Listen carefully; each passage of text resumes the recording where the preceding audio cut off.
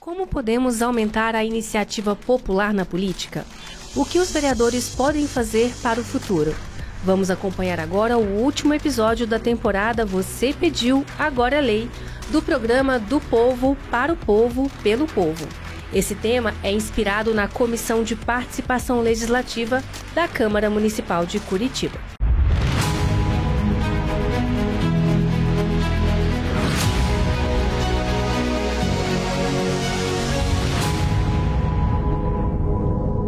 Agora, nesse episódio, a gente está aqui com os vereadores que integram a Comissão de Participação Legislativa e também com o presidente da Casa para explicar o que podemos fazer sobre a causa da iniciativa popular.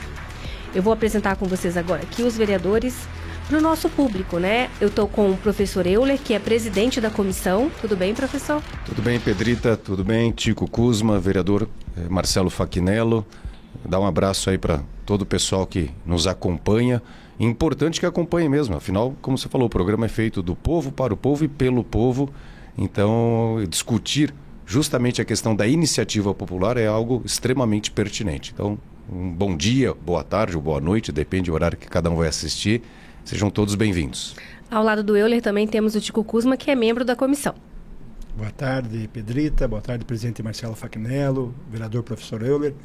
É um prazer estarmos aqui, né, discutindo esse tema com a população e do povo, né? Todos aqui fomos eleitos pelo povo, então tenho certeza que será um programa produtivo para as pessoas que possam acompanhar depois e saber como podem participar também da vida legislativa através desse programa.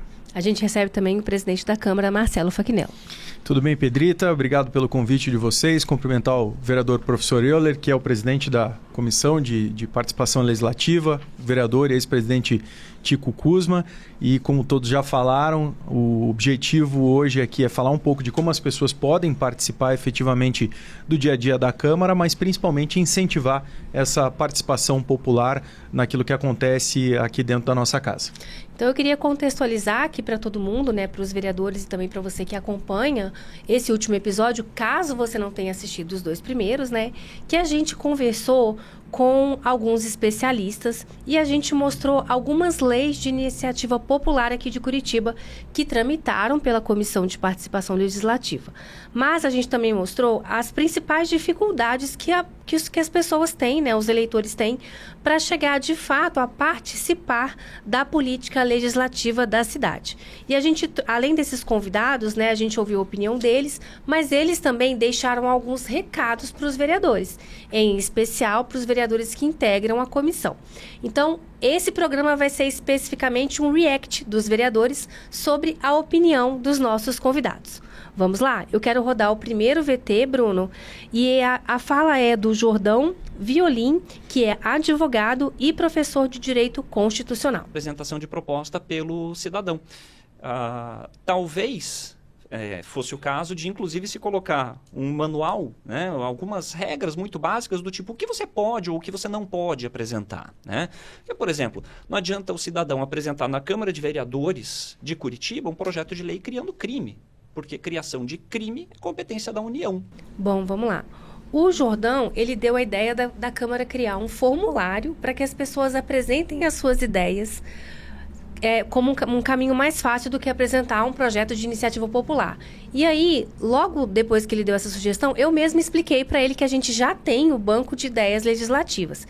Então, eu queria, vereador Marcelo Fachinello, que você explicasse um pouquinho mais sobre o Banlegis, porque foi uma iniciativa sua, né?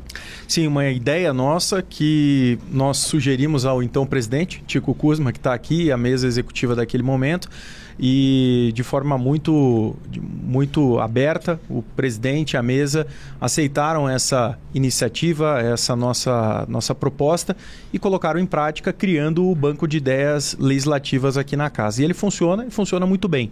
É basicamente aquilo que o professor disse. Nós temos ali um canal direto na internet, muito simples, muito fácil, que está acessível através do nosso site, das nossas mídias sociais, onde a pessoa precisa de uma identificação mínima para pelo menos fazer a sugestão de um projeto de lei ou então relatar algum tipo de problema que possa ser resolvido com a criação de uma lei ou a revogação de uma lei. O professor Euler sempre fala muito sobre isso. Talvez a gente tenha que estudar isso, né? Precisamos estudar isso, porque talvez a gente tenha muitas leis, mais do que o necessário, então em algum momento, em alguma situação, nem é necessário criar uma lei, mas sim revogar uma lei que está vigente para a gente resolver um problema. Então, as pessoas, através do Banleges, podem fazer essas sugestões, da criação de uma nova lei ou até da revogação de uma lei já existente. E essa sugestão, ela pode ser adotada ou por uma comissão, que pode ser a Comissão de Participação Legislativa, ou então a nossa Comissão de Saúde, a Comissão de Educação, ou então por um vereador, ou pelos 38 vereadores numa iniciativa coletiva.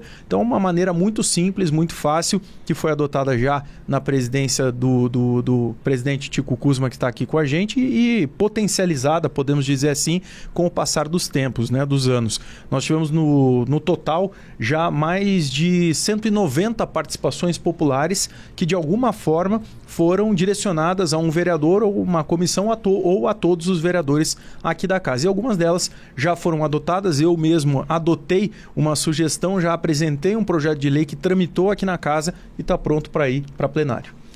Presidente da Comissão de Participação Legislativa, Euler, como que você vê essa iniciativa do Banco de Ideias Legislativas? Alguma ideia já foi levada para discussão dentro da comissão? Bom, eu vou aproveitar o espaço para fazer uma complementação, né, em relação à pergunta do professor Violim. A ideia do Banco de Ideias Legislativas é excelente, né? Atualmente já funciona muito bem no Senado Federal, na Câmara Federal, e acho que a Câmara, por meio do vereador Marcelo Facchinnello e na época o presidente Tico Kuzma, acertou em implementar aqui também. Isso pode ajudar, inclusive, o trabalho dos vereadores, das comissões e atender os anseios verdadeiramente da população. Mas fazendo a complementação, no caso da Comissão de Participação Legislativa, como é que um projeto de lei pode começar a tramitar aqui na casa por meio dessa comissão? Uma das possibilidades é que ele seja protocolado por uma entidade sem fins, uma entidade de direito privado sem fins lucrativos.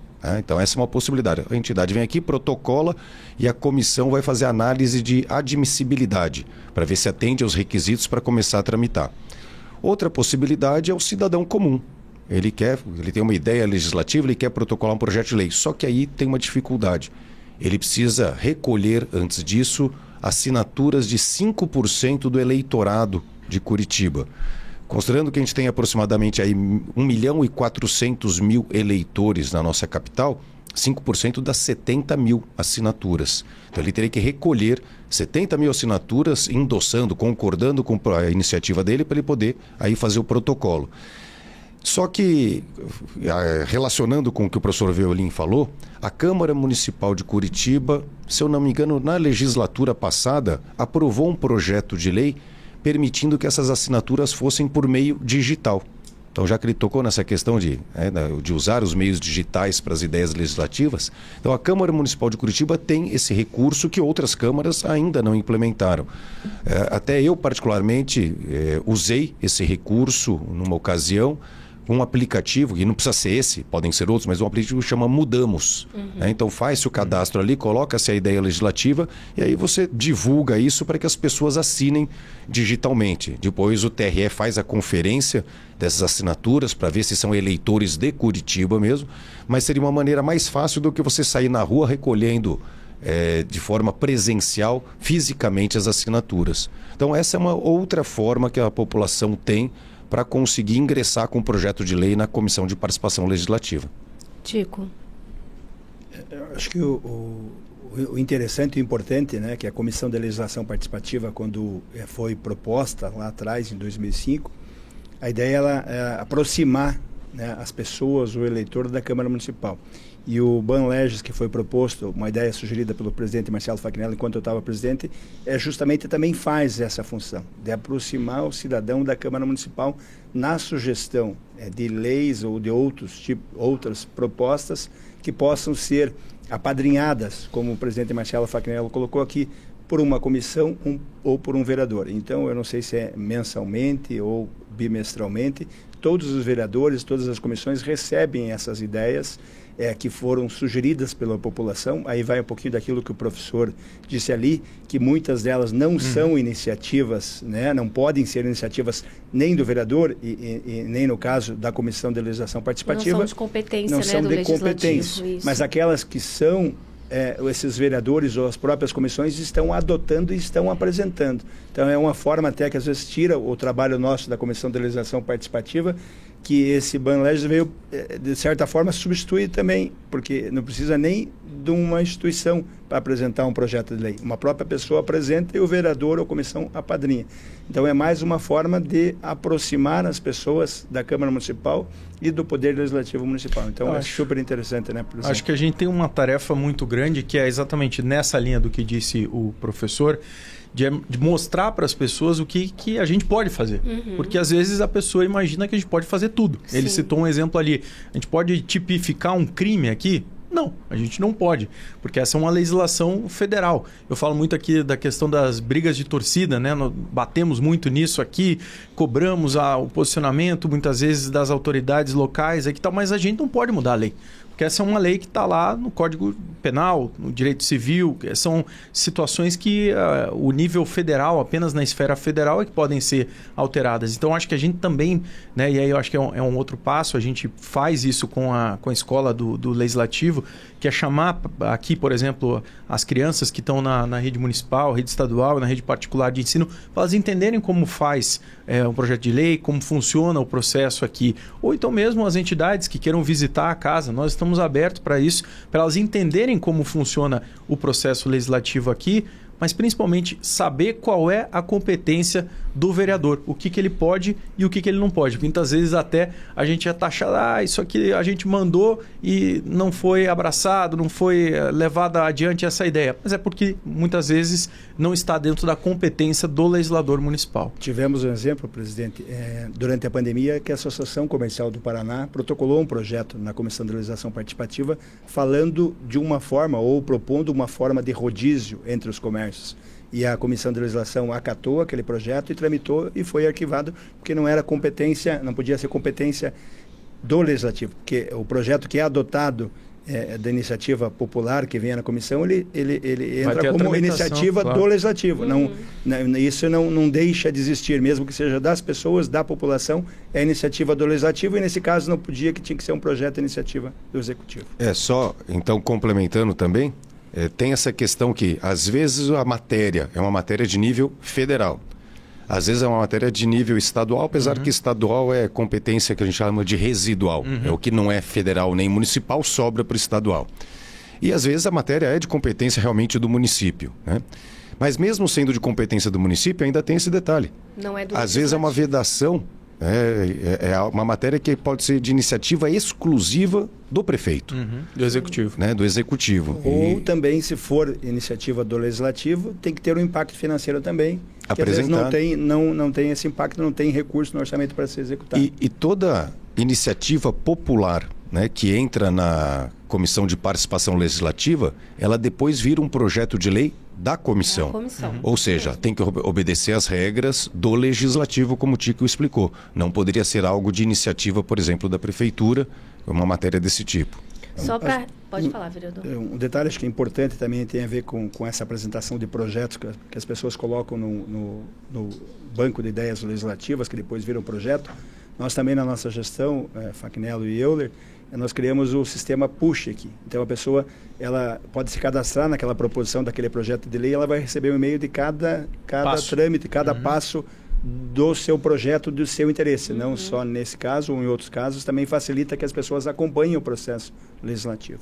Aí, amarrando só o que vocês falaram aqui sobre o que é de competência, às vezes, do Executivo, do Legislativo, se é federal, se é municipal, os vereadores também têm um outro recurso, que às vezes eles apresentam um projeto de lei, esse projeto de lei não tem condições de prosperar no Legislativo porque ele não é de competência do Legislativo, e muitas vezes, quando eles esbarram nas comissões e até mesmo são arquivados, os vereadores apresentam como uma sugestão ao Executivo, né?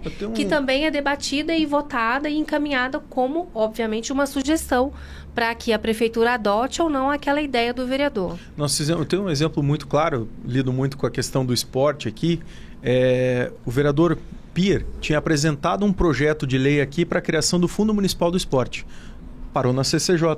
Eu era, inclusive, integrante da CCJ, porque não era a competência, a ótima intenção do vereador Pier, mas não é uma competência a partir daqui. O que nós fizemos? O vereador Pier e eu mandamos uma sugestão para o Executivo trabalhou, entendeu que essa, de fato, era uma ideia válida, né? E é, realmente, criou um projeto, mandou para cá e aí sim, nós discutimos aqui, passou por todas as comissões, nós discutimos no plenário, nós votamos aqui e aí sim ele foi aprovado e foi criado como uma lei municipal, mas que partiu do Executivo e que veio, né, a ideia foi, digamos assim, dos vereadores e outras várias, né, que a gente poderia citar, mas eu pego esse porque é um trâmite dessa legislatura. Começou lá atrás com o projeto, acabou sendo arquivado e juntos com o vereador Pier nós enviamos essa sugestão e o Executivo entendeu que era válido. Acho que é importante nessa questão do professor Violim, para deixar registrado para as pessoas que a Câmara Municipal tem um banco de ideias legislativas,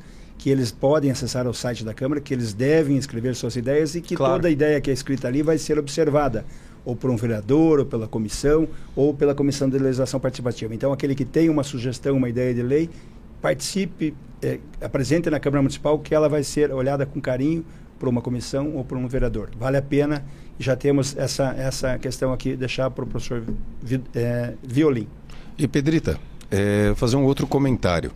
Eu tenho certeza que já aconteceu no gabinete do Marcelo Facchinnello, também com o vereador Tico Kuzma, de pessoas virem diretamente ao gabinete, né, fazer o contato e a pessoa trazer diretamente para o vereador uma ideia de projeto de lei. Às vezes a pessoa não fez lá no banco, no Banleges, né? A pessoa também não encaminhou via participação legislativa porque não tinha o número de assinaturas ou não tinha uma entidade para apresentar, mas a pessoa vai direto no vereador, que ela conhece, que ela confia, e apresenta a ideia para ele. E muitas vezes dali sai um projeto de lei. Eu particularmente penso muito nisso. Eu não gosto das ideias que vêm exclusivamente da minha cabeça. Porque muitas vezes quem sabe a respeito daquela matéria é a pessoa que vive aquele problema. Sim. É a pessoa que é especialista naquele ramo. Está naquela realidade. Né? Então, quando o projeto de lei, a ideia pelo menos vem daquela pessoa, aí a partir dali você construir a várias mãos o projeto, a chance de sair um projeto melhor é muito maior. Então tem esse outro caminho também. Que às vezes você tem o contato direto com o vereador, vai lá, fala com ele e estude junto com ele para ver se é possível a apresentação do projeto de lei. Certinho. Agora vamos para o segundo bloco, né? Vamos reagir aí à fala do Emerson Servi, que é professor e cientista político. Roda o VT. Nós estamos discutindo as leis de iniciativa popular, mas há já desde 2019 a consulta popular, né? Que é o caminho inverso, que não é excludente, mas que precisa da iniciativa dos vereadores. Tá, ok, que a eleição de 2020 estava muito próxima, não dava, mas nós estamos na eleição de 2024 e nós não temos proposta. Será que Curitiba não tem um tema que mereça a consulta geral durante a eleição de 24? Olha que se pesquisar no site, no SPL da Câmara, que é o nosso sistema de proposições legislativas, vai achar muita coisa. Então, aí você tem que encaminhar para o TRE incluir, através de uma lei municipal, né? Tem que ser aprovada uma lei municipal, para que a consulta seja incluída junto com a eleição. E aí você tem a participação de todo mundo. Então, não é uma coisa ou outra, são as coisas que são complementares. Bom, eu quero começar agora com o Euler. Euler, eles focaram basicamente ali na consulta pública e também nos plebiscitos e referendos como instrumento também de participação popular, para que possa complementar com essas ferramentas que a gente já tem aqui na Câmara.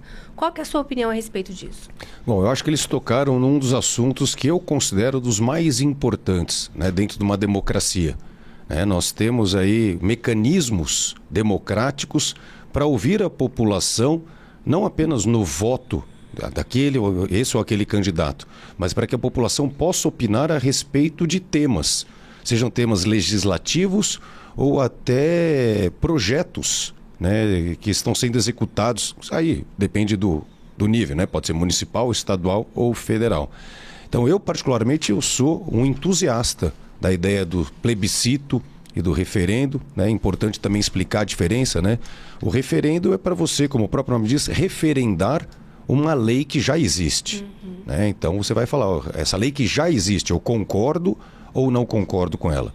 Enquanto o plebiscito não, quando ainda está tramitando a lei, a população vai poder opinar se gostaria ou não da aprovação daquela lei. Então eles têm características distintas. Mas o professor Emerson Serve citou algo que é mais inédito, que vai além do plebiscito e do referendo. Porque plebiscito e referendo, de certa forma, eles têm um fator vinculante ali, que, em tese, pelo menos, um referendo sendo aprovado, ele teria que endossar a lei existente ou fazer com que ela deixasse de ter efeito. Existe hoje, desde 2019, na verdade, a consulta popular. A consulta popular, ela não vincula nenhum ato depois, mas ela ouve a população. Então, é possível sim o legislativo fazer o protocolo de uma consulta popular, tem que ser aprovado na casa, submetido ao TRE, e aí o TRE coloca isso junto com a eleição, que é uma determinação que eu acho muito certa para não gerar uma eleição, vamos dizer assim, um pleito extra gerando custo. Então, junto com a eleição, é feita uma consulta popular perguntando à população sobre um tema qualquer que se deseje discutir na cidade. A gente pega, por exemplo, as eleições americanas, né? Muita gente acha que lá demora muito a apuração porque não tem urna eletrônica. E não é esse o motivo. Não. O motivo da demora é porque as pessoas respondem diversas consultas em cada eleição. 49 dos 50 estados americanos, para fazer uma emenda à Constituição, eles precisam ser consultados. 49 dos 50. Até a eleição de diretor de escola é perguntado. Sim. Em eleição ali com os cidadãos. Então, demora muito a apuração porque são todos esses itens verificados na consulta. Né? Isso sim é uma democracia participativa, né? Uma democracia mais direta. Ótimo, a democracia representativa, que é o que nós temos no Brasil, ela também cumpre as suas funções, ainda mais num país continental. Mas quanto mais a gente puder ter a democracia direta, que a população vai expressar, né, as suas vontades diretamente ali, lógico que é melhor. Eu tentei, né, na legislatura passada, eu acho que foi na passada ou no começo dessa, eu tentei fazer o chamamento de um referendo, né? Que era a respeito de uma lei que nós temos ainda em vigor em Curitiba, que os créditos do Vale Transporte, após um ano sem uso, eles expiram, né? E eu tentei colocar isso como uma consulta popular, no caso ali um referendo, para ver se a população concordava ou não com isso.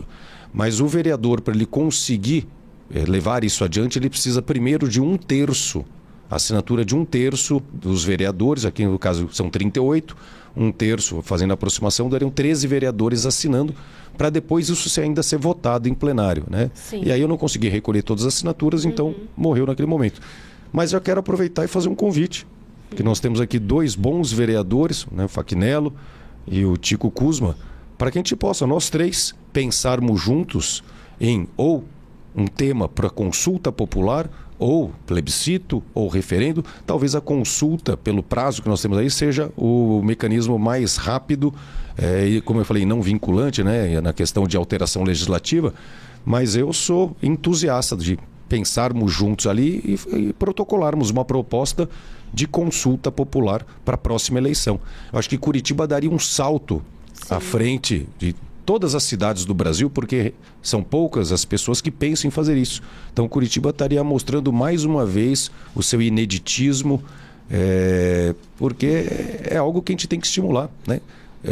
As pessoas vão tentar puxar pela cabeça. Quantas vezes participaram de plebiscito ou referendo? Foi essa uma provocação que a gente fez nesse episódio. Teve O único que veio na minha cabeça foi o das armas. O das armas, o do sistema de governo, né? Parlamentarismo, presidencialismo e monarquia. Mas matéria municipal não tem. Não tem. E foi muito lá atrás também. Parlamentarismo foi 2003. 2003 ou 93? Eu acho que década de 90 e depois... Então, se os vereadores toparem, a gente pode um dia marcar uma reunião nós 3. Eu acho que para pensarmos a respeito. A primeira consulta popular no Brasil foi em 1963, também sobre o sistema, o regime de governo.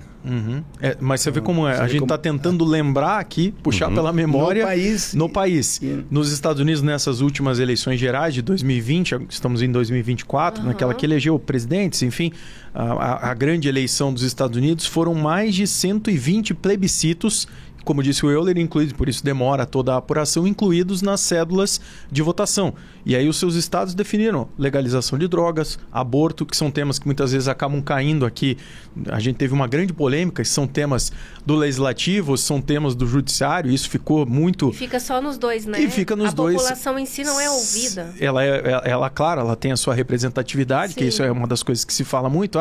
O legítimo para definir pela população é quem tem mandato, quem está lá eleito pelo povo. Mas ela, de fato, nesses momentos ou nessas consultas, ela não é especificamente consultada para dar a sua opinião sobre determinados temas. Ela é representada pelo aquele que recebeu o seu voto. Não é uma questão cultural do nosso país de uma forma geral.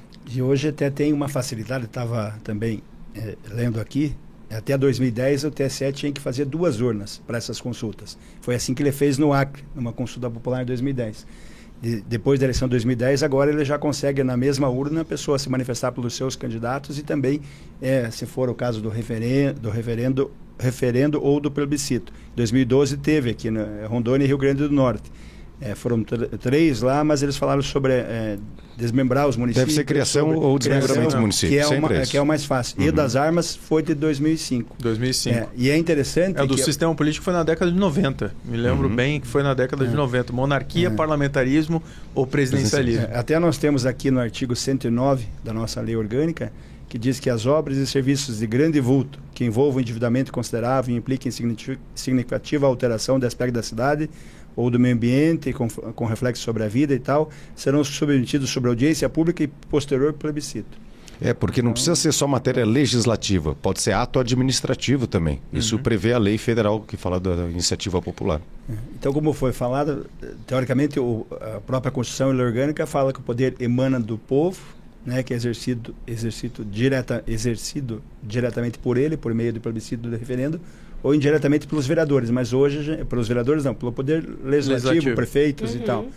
E hoje, o diretamente pelo povo é difícil a gente ver, não só em Curitiba, mas qualquer cidade, estado, até no nosso país, que a gente falou, o último foi em 2005. Eu acho que a gente concorda, então, que falta um pouco também de iniciativa da própria população, né? Porque também pode ser solicitado um plebiscito ou referendo por meio da população, também com a coleta de 5% das assinaturas do eleitorado. E aí eu lembrei que eu também fiz uma proposta, mas aí por via indireta, de também um referendo. Um referendo não, um plebiscito nesse caso. Eu levei aos senadores Álvaro Dias, à época, e também a Oriovisto Guimarães, para a última eleição que teve, 2022, para que eles tentassem viabilizar um plebiscito a respeito da questão do foro privilegiado. Era uma discussão que estava entre judiciário e um projeto de lei do Álvaro Dias tramitando. Então eu falei, bom, coloca isso para consulta popular. Vamos deixar que a população decida se essa questão do foro por prerrogativa de função, o chamado foro privilegiado, deve continuar ou deve acabar. Seria a maneira, talvez, mais democrática, talvez não, certeza, mais democrática de a gente ter uma decisão a respeito desse tema.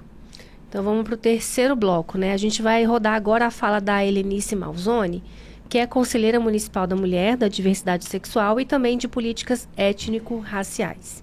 Mas a minha sugestão, ela vem de um outro lugar. Talvez convidar nas escolas municipais, convidar nos locais onde a gente está aprendendo mais sobre cidadania, que existe essa ferramenta e fomentar isso, como um exercício para adolescentes, crianças, universitários, quem quer que seja, convidar a pensar sobre quais temas a gente pode melhorar na cidade. Talvez reduzir a burocracia para ingressar os temas, a gente tem o banco de ideias, como você comentou, também seria um caminho. Mas a questão é como que a comissão pode ter uma abertura maior com a população, com esses outros locais, como os conselhos, que recebem demandas. Então, como que a comissão pode se articular nesse sentido, Acho que a gente tinha que fazer um processo de reuniões mais ampliadas com a Câmara Municipal junto com os conselhos, Que exista esses momentos de consulta pública e que façam que essas reuniões ampliadas ocorram, Porque isso valoriza, isso estimula todo o encaminhamento de vários processos, né? Para que o vereador também, todos eles têm o seu reduto, têm os seus focos de atuação, mas, portanto, precisam estar para todos e todas dentro do município, né? Então, vou fazer só uma correção aqui, porque primeiro eu chamei a fala da Helenice, só que não foi ela que falou primeiro. Primeiro a gente rodou a fala da Carolina Strapasson, que é redatora da primeira Lei de Iniciativa Popular de Curitiba e professora de Direito Constitucional.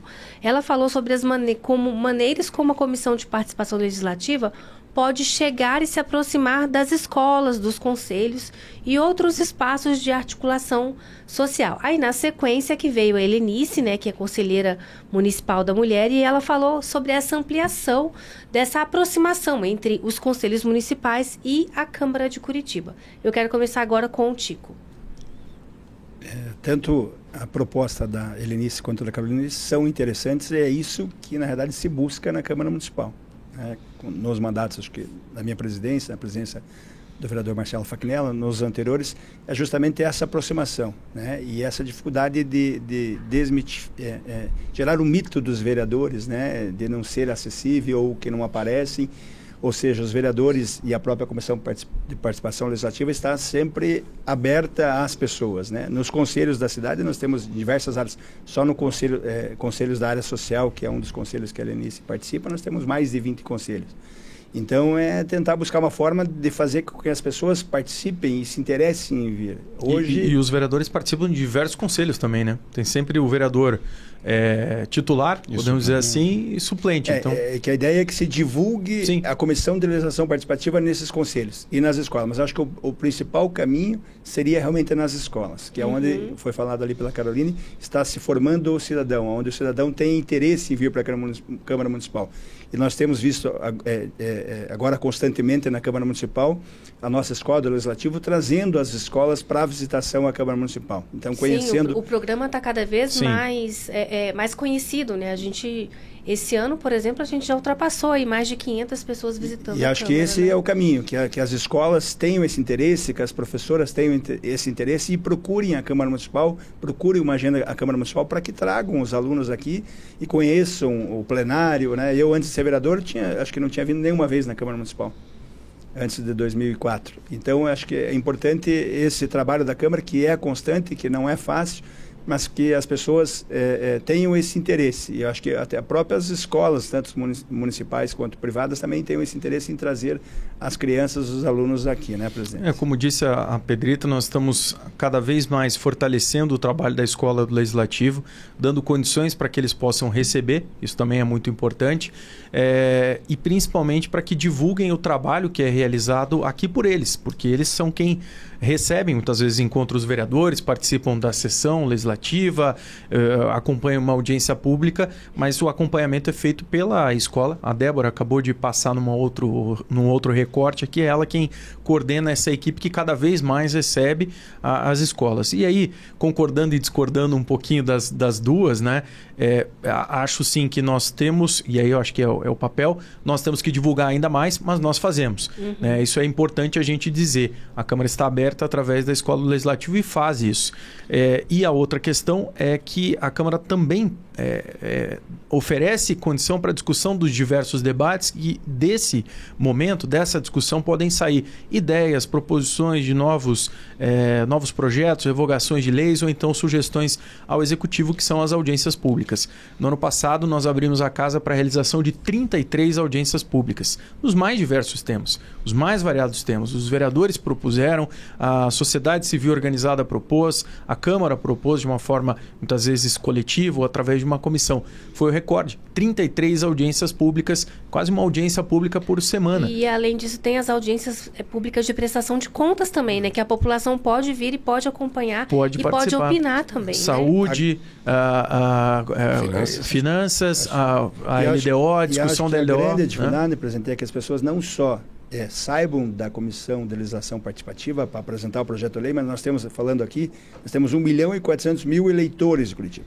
Nós não vamos ter 1.400.000 projetos de lei. Sim. Mas acredito que todos esses eleitores têm interesse em projetos que estão tramitando aqui, que é importante que saibam quais são os projetos que estão tramitando na Câmara Municipal. Então, uma das formas também que a Câmara Municipal vem fazendo de aproximar, que as pessoas têm interesse, são as suas redes sociais. Sim.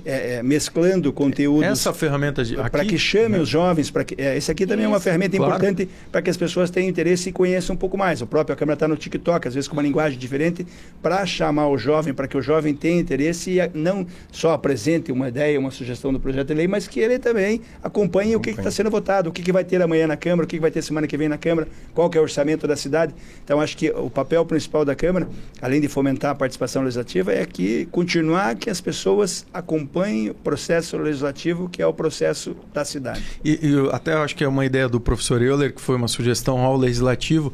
Nós temos também que sair um pouco daqui, né? Talvez iríamos tentar fazer isso nesse ano, mas o período eleitoral nos impede de fazer isso, mas é tirar a Câmara daqui, fazer a Câmara ser itinerante, passar pelas 10 regionais com uma ou outra, seja uma sessão ordinária, seja uma sessão extraordinária, seja um momento ali de uma audiência pública que a gente faça dentro de um auditório de uma rua da cidadania ou de uma associação de bairro. Isso é fundamental. Acho que esse é o próximo passo realmente dessa aproximação e junto, com a população. Com essa Câmara também, né, a Comissão de Participação Legislativa também estar com palestras, né, nas escolas, que é a sugestão ali.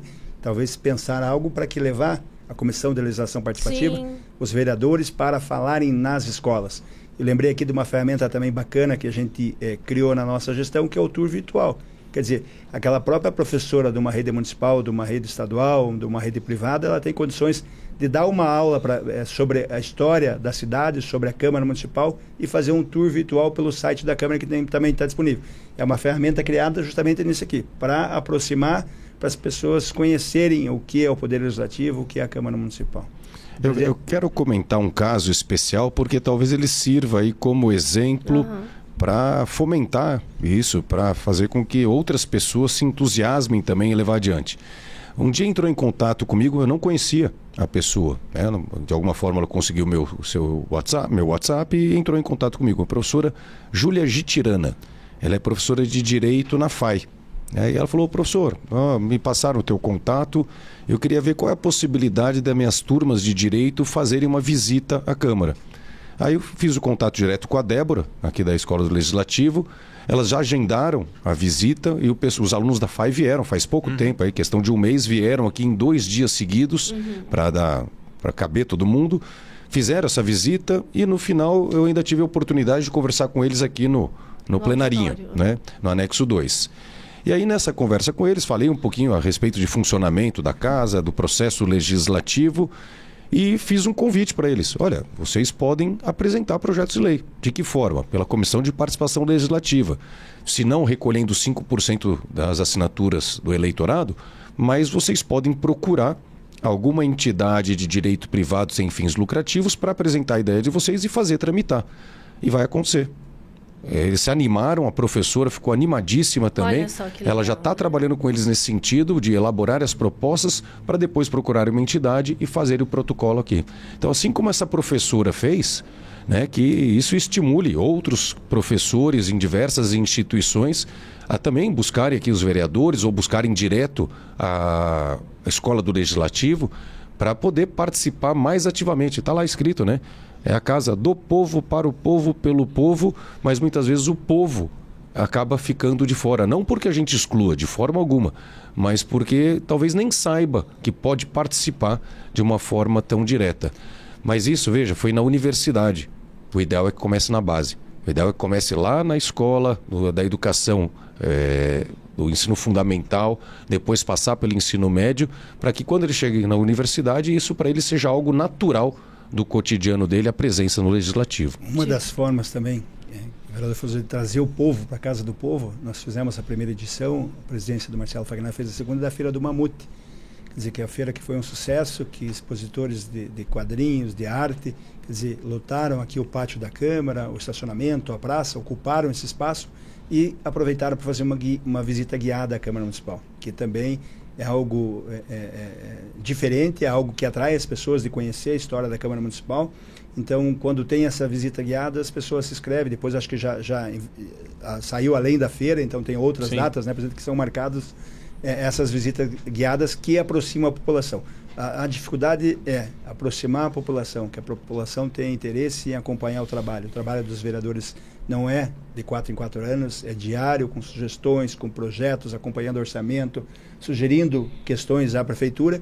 E é importante que as pessoas saibam que a Câmara Municipal está de portas abertas, que todos os vereadores estão aqui para receber as pessoas. Enfim, nós estamos a serviço das pessoas.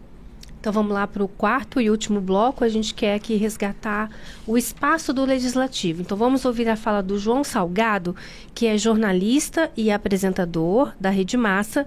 E na sequência a nossa colega aqui de Câmara, a Débora Reis, que é doutoranda em Planejamento e Governança, vai falar também. E ele aborda algumas pessoas, não sei se são eleitores ou não de Curitiba, mas independentemente, a gente está aqui na capital e esse vereador, ele começa a perguntar, ele não se identifica como vereador, ele começa a perguntar para as pessoas se ela se recorda, não o vereador que ela votou, ou se ela se recorda do nome de algum vereador.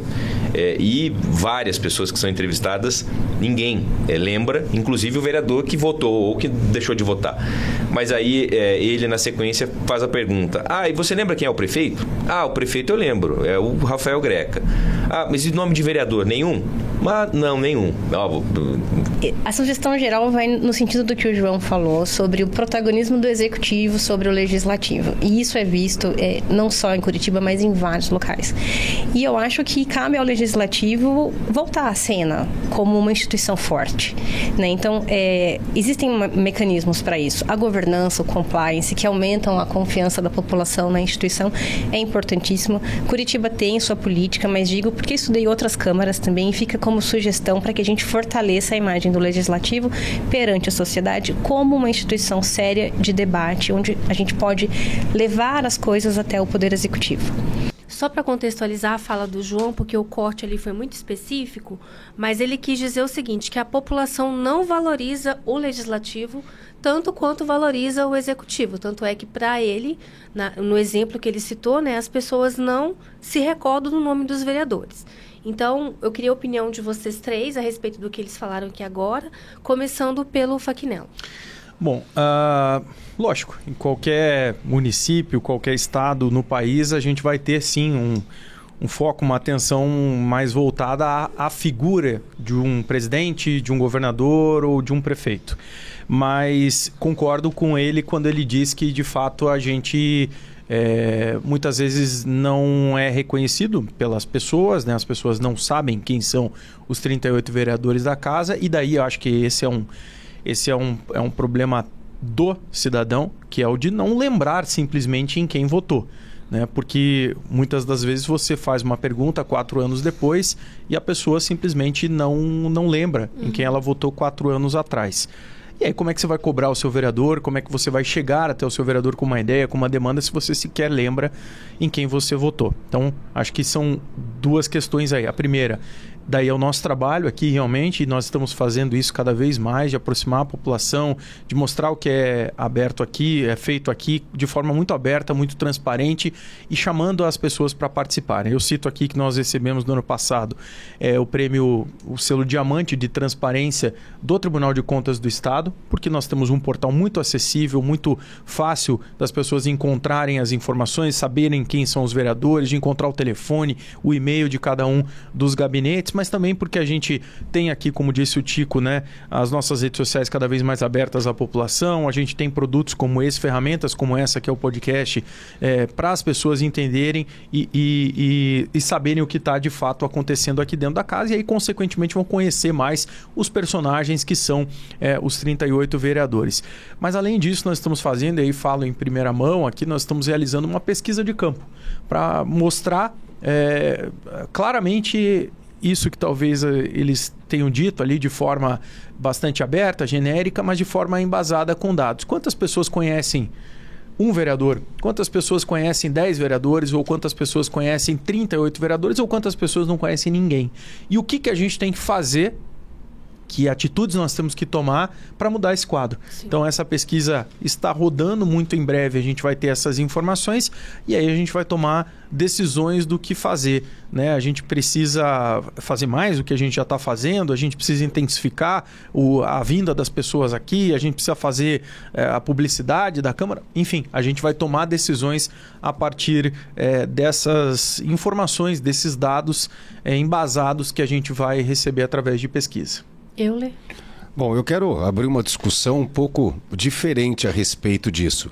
Porque o que foi levantado ali parece vir assim de uma espécie de pesquisa estatística.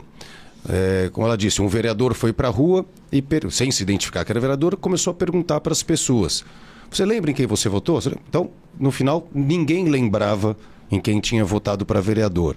Então é importante a gente entender esse espaço amostral que foi analisado para ver se há uma validade estatística nessa pesquisa Sim. que foi feita. Primeiro, a gente está fazendo de fato uma pesquisa. Primeiro, será que os vídeos que foram colocados ali foram todos os vídeos ou ele colocou só das pessoas que não lembram? Sim. É bem provável que algumas tenham respondido: eu lembro sim, vou tentar o vereador. Aí foi cortado. Para dar um impacto naquele vídeo, coloca-se só as pessoas que não lembraram. E aí parece que ninguém lembra em quem votou. Mas tem um outro detalhe. Nós somos em 38 vereadores. O que teve mais votos fez 12 mil. O que fez menos votos fez 3 mil. Vamos pegar uma média? Em média, 5 mil votos para cada vereador. Vezes 38, isso vai dar 190 mil votos. Dentro de um colégio eleitoral de 1.400.000 votos. Ou seja, os votos que realmente tornaram alguém vereador... Representatividade. Corresponde a mais ou menos 15%, sei lá, mais ou menos isso, fazendo cálculo rápido aqui, do eleitorado. A pessoa que votou em alguém que não se elegeu, dificilmente ela vai lembrar em quem ela votou. A pessoa que votou em alguém que se elegeu, essa pessoa normalmente lembra em quem votou. Ou seja, isso é cerca de 15% só que os votos que acabaram elegendo realmente os vereadores, significa que a cada 7 pessoas, a cada 7 pessoas que você pergunta, uma vai lembrar em quem votou porque ele efetivamente foi eleito. E as outras 6 acabam não lembrando por quê? São pessoas que acabaram não se elegendo. Então é preciso tomar cuidado com esses dados aparentemente estatísticos, porque eles têm algumas premissas ali que não respeitam cientificamente o que seria uma pesquisa. Então eu acho que tem vários outros fatores agregados ali que dão essa aparência de ninguém saber em quem votou. Não é verdade isso. Só complementando, concordo com o Euler, complementando isso, para a gente atingir esses 85% que, entre aspas, não tem representatividade, porque de fato não deveria ser assim. Não são só os vereadores que receberam votos que estão representando aqueles que votaram. A gente representa a comunidade 100% inteira. Da população. 100% da população. Então, complementando aquilo que até disse... porque as pessoas que votaram em mim, você, no Tico, elas votaram no partido também. Claro, também. Tem isso. O nosso sistema aqui de eleição também é dessa forma. Então, assim, pra gente... Por isso que concordo com o Euler e reafirmo. Nós estamos fazendo pesquisa de fato com profissionais que vão nos mostrar o que a gente tem que fazer para que esses 85% que teoricamente não lembram, que não sabem ou que não buscam o vereador ou um vereador porque aquele em quem ele votou não está aqui dentro, não conseguiu o seu mandato, para que eles saibam quem são os vereadores, saibam o que eles podem fazer e acompanhem o trabalho que é realizado por todos aqui. Tico? Eu acredito que o sonho nosso, acho que o sonho, seria que realmente todo eleitor conhecesse todos os seus representantes. O mundo ideal, né? Isso, sejam eles vereadores, deputados estaduais, deputados federais. É claro que um prefeito de uma cidade, ele se destaca muito mais que no caso de Curitiba, nós temos um prefeito, um vice-prefeito e 38 vereadores. E o Poder Executivo é o que realiza mais ações, é o que executa as obras, é o que está em maior contato com a imprensa. Todo dia tem notícia da prefeitura, do prefeito, realizando algo, propondo algo na mídia. E a imprensa divulga muito mais o Poder Executivo do que aquelas ideias, do que aqueles projetos do Poder Legislativo. E quando divulga o Legislativo, ele se divide em 38. Então, ele chega, essa notícia chega de uma forma pulverizada e bem menor nas pessoas sobre os vereadores. Acaba que cada um de nós faz sua própria divulgação de ideias. Isso, as pessoas têm que... Por isso que o trabalho institucional de comunicação estamos fazendo, fortalecendo, porque é exatamente isso, para mostrar... De todos os vereadores. De todos os vereadores. Temos as nossas... Ou seja, mostrar do legislativo. E mesmo aquele que não votou nos 38, que acompanha o trabalho dos 38. Sim. Que trazem um resultado baseado. Por isso a importância, o presidente Faquinello aqui reforçou, da comunicação da Câmara Municipal e em todos os canais. Quer dizer, em todos os públicos estar presente. E agora, claro que tem aquela diferença. Você vai no bairro com o prefeito, a gente brinca, né? Mas é uma realidade. As pessoas vêm e pedem foto com o prefeito e vêm para o vereador e dá a lista de obra, de pedido que tem para o bairro. Precisa consertar minha rua, precisa consertar meu poste, mas para o prefeito eles querem a foto. E com o vereador eles trazem a demanda.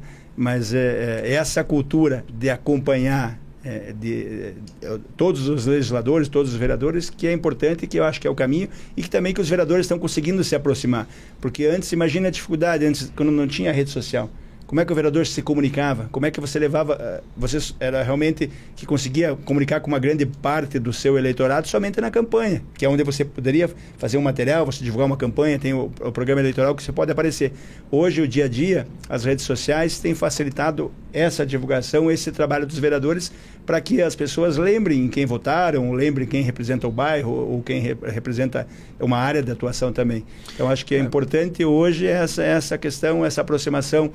A própria imprensa hoje, presidente Faquinello e Euler, cobrem muito mais a Câmara Municipal do que cobriam há 5 a 10 anos atrás.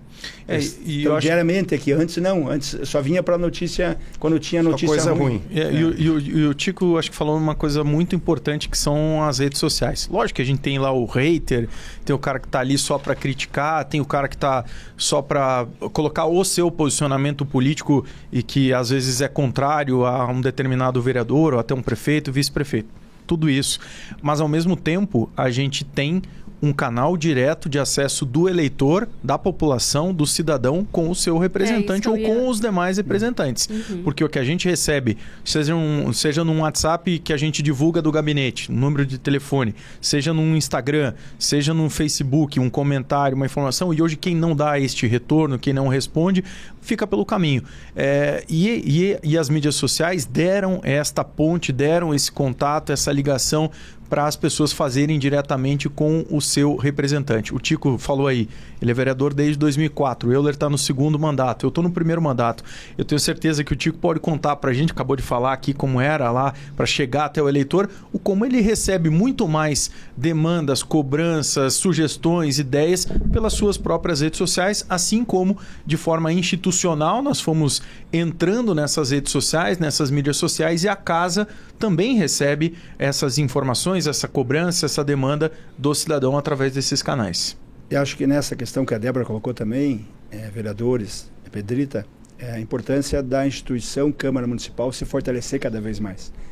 E mostrar que a Câmara é muito maior que os 38 vereadores que estão exercendo o mandato num período.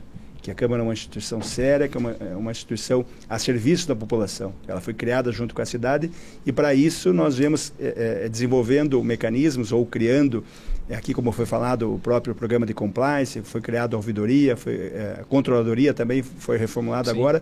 São mecanismos que transformam ou que procuram deixar a Câmara Municipal muito maior do que acontecimentos isolados com determinados parlamentares em determinados mandatos. Que essa é uma forma também da população enxergar diferente a Câmara Municipal, ter esse respeito à Câmara Municipal, mas para isso nós temos que mostrar ou ter direito a ter esse respeito. E isso é o trabalho que a Câmara Municipal vem fazendo, principalmente nos últimos anos, de ter essa transparência, como foi falado aqui, e mostrar à população que a gente está a serviço da população e para a população. E vale um comentário ainda em cima do que a Débora falou. Quando a gente compara, por exemplo, o parlamento municipal, e aí não estou falando de Curitiba não, vale para qualquer cidade, parlamento municipal e o seu relacionamento com prefeitura. E a gente compara o parlamento, né, a Câmara Federal e o seu relacionamento com o presidente da República, a Câmara Federal é mais forte no seu relacionamento. A gente vê embates da Câmara Federal com a presidência da República em discussões de matérias, né, como oposição, sempre muito forte, muito atuante, a ponto de, às vezes, derrubar veto de presidente, como ocorreu pouco tempo atrás, né?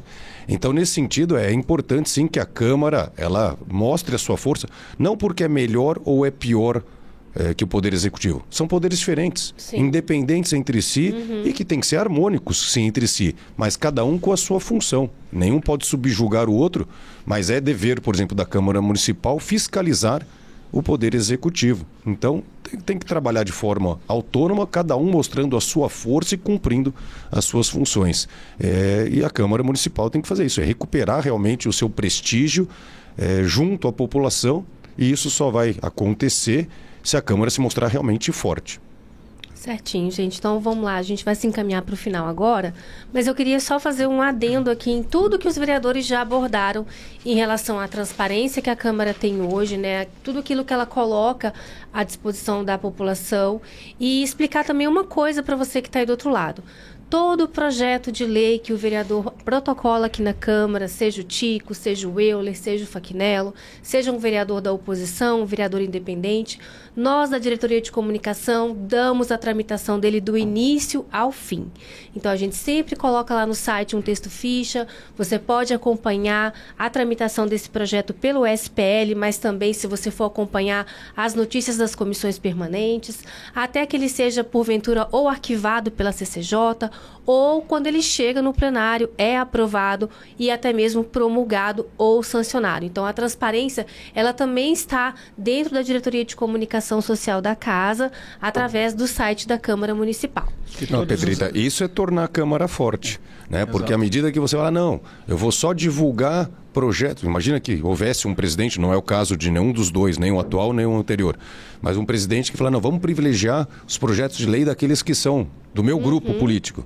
Pô, isso enfraquece o parlamento. Agora, dessa forma que todos têm vez, todos têm voz de maneira equânime, isso torna a Câmara forte. Isso foi feito um regulamento, né, daquilo que é publicado, qual a ordem dos projetos, o que pode ser publicado, qual fala, né, não vai ser a minha, porque eu sou o líder que eu vou colocar aquela fala, porque é o Euler e tal. Então tem um regulamento da a gente da tem comunicação. uma instrução normativa. Manual normativo. E fora que você falou também, acho que é importante destacar que a Câmara Municipal, buscando essa transparência, ela divulga todos aqueles processos licitatórios também. Então, como matéria, como divulgação à imprensa. Então, quando alguns procuram esconder, a Câmara vai ter uma licitação disso, até para que mais empresas fiquem sabendo e participem com isso. Gera economicidade. Então, acho que essa transparência da Câmara Municipal, que a gente está falando, dos últimos anos para cá, tem acontecido e acredito também que as pessoas têm se envolvido mais, têm participado mais da Câmara Municipal. Um número, você pode ver os inscritos nas nossas redes sociais que tem aumentado também, as matérias que chegam na imprensa, que a imprensa hoje se baseia de grande parte das nossas matérias. Sobre as nossas matérias. Os números são impressionantes. E muitas vezes feito ao vivo, né? A gente está lá no plenário falando uma coisa, daqui a pouco já saiu. Sim. Né? O pessoal vai ao mesmo tempo ali. Sem contar que todas as sessões, todas as reuniões de comissão e todas as audiências públicas são transmitidas ao vivo. Então não tem como voltar atrás. Se o vereador falar que ficam arquivadas, e então não tem como editar, não tem como cortar, não tem. É aquilo realmente que um vereador, seja ele de situação, de oposição, independente, fala numa sessão, fala numa reunião de comissão ou fala numa audiência pública. A vida como ela é. Exatamente. Então vamos lá, a gente viu como a iniciativa popular é essencial para que a política de um município seja coesa entre os poderes e seja coerente com as necessidades da população. Eu quero agradecer aos vereadores que participaram, agradecer você que acompanhou os 3 episódios do programa Do Povo, para o Povo e pelo Povo nessa primeira temporada. Agora podem se despedir, por favor, começando com o Euler. Bom, eu quero mais uma vez agradecer primeiro a casa, né, a Câmara Municipal de Curitiba, por nos dar essa oportunidade de ter esse contato direto com a população, sem ser pelo meu canal. Porque lógico, quando eu falo nas minhas redes sociais, eu acabo abarcando um público que está lá querendo me ouvir. Aqui não, aqui eu falo com todos os públicos, né, o que é importante para também disseminar isso aí, o nome dos vereadores entre toda a população. Então agradecer esse convite da Diretoria de Comunicação e parabenizar, né, por vocês estarem fazendo esse trabalho com vários podcasts aqui, trabalho contínuo, muito bem feito, e convidar a população, né, assista os podcasts, participe das redes sociais da Câmara, então vai lá, faça a sua inscrição, seja no YouTube, começa a seguir lá no Instagram, as outras mídias digitais, para participar mais efetivamente do nosso legislativo, saber tudo o que acontece aqui na nossa cidade, né, as redes sociais da Câmara Municipal são um canal excelente para você ficar por dentro de tudo que acontece em Curitiba. Tico? Acho que isso aí, você que está assistindo agora, clica no sininho aqui, segue o YouTube da Câmara Municipal. Tá blogueiro, nosso ex-presidente. É importante que as pessoas sigam. Mas eu também parabéns a toda a Câmara Municipal, em especial a equipe de comunicação, pelo planejamento agora nessa questão dos podcasts, diversas linhas, desde entrevista com o vereador, com as comissões, e chegando aqui nesse final do povo para o povo. Nós estamos aqui, é sempre bom deixar para as pessoas, estamos aqui pelo povo. Nós somos eleitos para representar indiretamente, mas estamos aqui para representar vocês, não só eu, o vereador Marcelo Fachinello, o professor Euler, enfim, todos os 38 vereadores estão aqui à disposição de vocês. Utilize os canais da Câmara, seja a Comissão de Participação Legislativa, o Banco de Ideias, os vereadores. Lá no site da Câmara também tem uma página que você acessa os vereadores, tem contato direto com qualquer vereador. Participe, faça sugestão, cobre e exija que ele vote da maneira que você acha que deve votar. Isso é importante, que isso ajuda o vereador também na condução do seu mandato. Então, parabéns a todos e obrigado. Não esqueça, segue aqui no sininho do YouTube da Câmara. Presidente. Obrigado, Pedrita, pela conversa, pelo bate-papo. Agradecer o Euler e o Tico também por essa troca de informações. Parabenizar mais uma vez vocês da comunicação pela execução, planejamento, né, de todos esses episódios aí, de todos esses programas, de todas essas séries e a execução deste podcast do CMC Podcasts. E mais uma vez convidar a população para participar. Nós falamos aqui muito de todos os canais de comunicação que estão disponíveis, do contato físico. As pessoas podem vir aqui, podem acompanhar a sessão plenária de segunda, terça e quarta, podem participar das audiências públicas, podem acompanhar, seja de forma online ou então presencial, as reuniões das comissões. Enfim, há toda uma gama, né, de possibilidades que o cidadão pode utilizar para participar efetivamente. E dizer que essa administração, junto com todos os outros 37 vereadores, comigo e com mais 37 vereadores, estamos aqui abertos e trabalhando para que cada vez mais a Câmara seja transparente e acessível à população. Esse é um mantra que eu coloco todos os dias aqui no meu trabalho, que nós temos que estar de portas abertas para que as pessoas, se quiserem vir aqui, venham, e se quiserem acompanhar de forma online, acompanhem também, e se quiserem participar, que participem também. E mais do que isso, que tudo que é realizado aqui, como disse o Tico, seja numa licitação, seja num processo de votação, seja na tramitação de um projeto, seja aberto e muito claro à população. Bom, gente, então o recado foi dado. Não deixe de se envolver com a política local. Procure a Comissão de Participação Legislativa, procure os vereadores, procure a Câmara. Aqui também é a sua casa, a casa do povo. Siga a gente aqui no YouTube e no Spotify. Ative o sininho, como o Tico Kuzma falou. Curta e comente sobre o que você quer ver aqui no CMC Podcasts nos próximos programas. Até o próximo. Tchau, tchau.